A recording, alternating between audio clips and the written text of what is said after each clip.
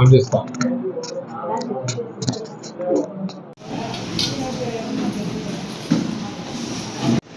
మీరు శక్తివంతంగా ఆరోగ్యవంతంగా మీ పనులు మీరు చేసుకోగలుగుతారు.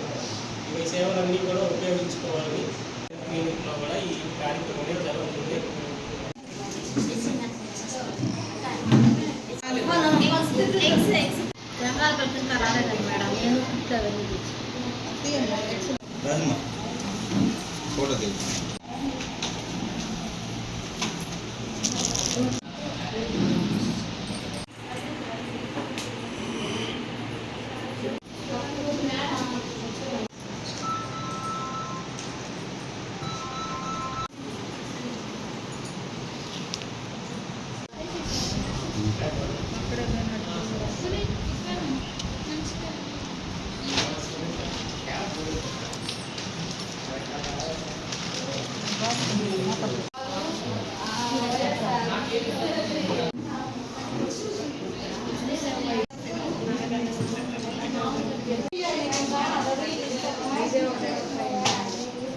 అందరికీ నమస్కారం. నా పేరు ఎస్కే శంషాద్ బేగం. నేను సిడిపిఓ వెంకటగిరిలో సిడిపిఓగా పనిచేస్తున్నాను. మనము 8వ రాష్ట్రీయ పోషణ మాసోత్సవము అనేది ఈ నెల 17వ తేదీ నుంచి అక్టోబర్ 16వ తేదీ వరకు జరుపుకుంటున్నాము.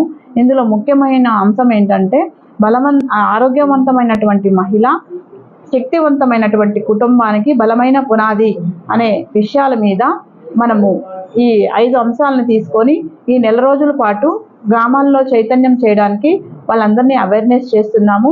ముందేంటంటే స్థూలకాయాన్ని నివారించడం, పిల్లల్లో కానివ్వండి పెద్దల్లో కానివ్వండి. దానికి ఏం చేయాలి? షుగరు మరియు సాల్ట్ మరియు నూనె వాడకాన్ని తగ్గించడం. ఈ రోజుల్లో ఎక్కువగా పిల్లల్లో కూడా చిన్నప్పటి నుంచి ఒబేసిటీ అనేది ఎక్కువైపోతుంది. ఈ ఒబేసిటీ రాను రాను పెరిగిన తర్వాత వాళ్ళకి అనారోగ్య సమస్యలు ఎక్కువ వస్తున్నాయి.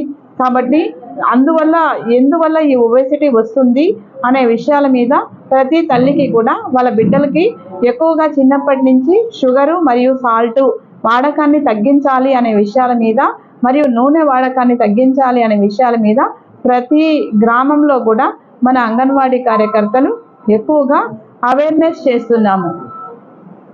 ప్రతి గ్రామంలో కూడా మనము ఈ ప్రతి తల్లికి కూడా ఈ స్థూలకాయాన్ని ఎలా నివారించాలి అనే విషయాల మీద మనము ఎక్కువగా అవేర్నెస్ చేస్తున్నాము. నెక్స్ట్ రెండో అంశమైనటువంటి పోషణ్ బి పడాయి బి. పోషణ్ బి పడాయి బి అనేది మనము ప్రతి 3 నుంచి 6 సంవత్సరాలటువంటి బిడ్డ అంగన్వాడీకి వచ్చిన తర్వాత వాళ్ళకి ప్రీ స్కూల్ కార్యక్రమాలే కాదు, దాంతోపాటు బలవర్ధకమైనటువంటి పోషణ ఉండాలి అనే ఉద్దేశంతో మనకు ప్రభుత్వం వారు జారీ చేసినటువంటి ఆధార్శిల అనే బుక్ తోటి యాక్టివిటీస్ చేస్తూ వాళ్ళకి ఆ వయసులో ఇవ్వాల్సినటువంటి ఆహారాల మీద కూడా మనం అవేర్ చేస్తున్నాం. అది కాకుండా 3 లోపల ఉన్నటువంటి పిల్లలకి నవచేతన అనే యాక్టివిటీ బుక్ ఉంది. ఆ యాక్టివిటీ బుక్ ప్రతి తల్లికి తెలియజేసి ఏ వయసులో వాళ్ళు ఏ యాక్టివిటీ చేయాలి, ఒకవేళ ఆ యాక్టివిటీ కానీ చేయకపోతే వాళ్ళు వచ్చేసి మళ్ళా పోషణ లోపం అనేది ఉంది, వైకల్యం అనేది ఉంది అనేది మనము తప్పనిసరిగా గుర్తించడానికి అవకాశము వీలుంది. కాబట్టి ఈ నవచేతన మీద కూడా ఎక్కువగా తల్లులకి గ్రామాల్లో కూడా అవేర్నెస్ చేస్తున్నాము. అలాగే ఆధార్శిల ద్వారా పిల్లల్లో యాక్టివిటీస్ ఏ విధంగా చేయాలి, వాళ్ళని ఏ విధంగా మనము మంచి నాలెడ్జ్ వంతమైనటువంటి పిల్లలుగా ఏ విధంగా తీర్చిదిద్దుకోవాలి అనే విషయాల మీద కూడా మనం రెండవ అంశమైనటువంటి పోషణ్ బి పడాయి బి మీద కూడా అవేర్నెస్ చేస్తున్నాం. ఇంకా మూడో అంశం ఏమంటే ఐవైసిఎఫ్, శిశువులలో మరియు పిల్లలలో పోషణ అనేది ఏ విధంగా ఉండాలి అనేది. ఈ ఐవైసిఎఫ్ అనేది మనము బిడ్డ పుట్టినప్పటి నుంచి తల్లిపాలు 6 నెలల లోపలే ఇవ్వాలి, అరగంట లోపలే ముర్రుపాలు ఇవ్వాలి, 6 నెలలు కేవలం తల్లిపాలు మాత్రమే ఇవ్వాలి. 6వ నెల అయిపోయిన తర్వాత 7వ నెల నుంచి మనము అనుబంధ పోషకాహారం మొదలుపెట్టి 2 సంవత్సరాల వరకు తల్లిపాలు కొనసాగించాలి అనే విషయాల మీద, అదే కాకుండా మన బిడ్డకి 2 years వచ్చే లోపల 80% మైండ్ డెవలప్మెంట్ అనేది పూర్తిగా జరిగిపోతుంది.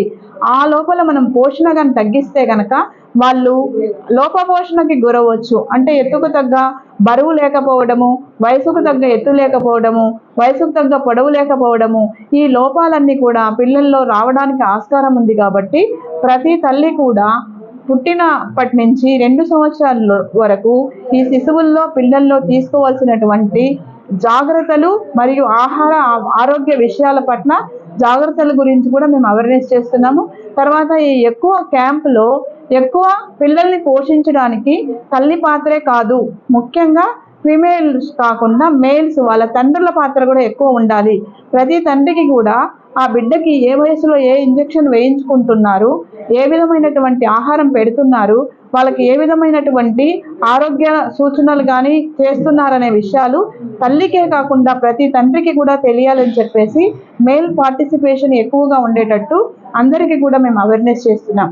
తర్వాత 4వ అంశమైనటువంటి లోకల్గా దొరికేటటువంటి ఆహార పదార్థాలు మరియు గ్రామీణ ప్రాంతాల్లో దొరికేటటువంటి ఆహార పదార్థాలు ఏమైతే ఉన్నాయో అవి ఎక్కువగా తీసుకొని వాళ్ళ యొక్క పోషణని డెవలప్ చేసుకోవడానికి కూడా మనము వాళ్ళ ప్రతి గ్రామంలో కూడా మనం అవేర్నెస్ చేస్తున్నాం.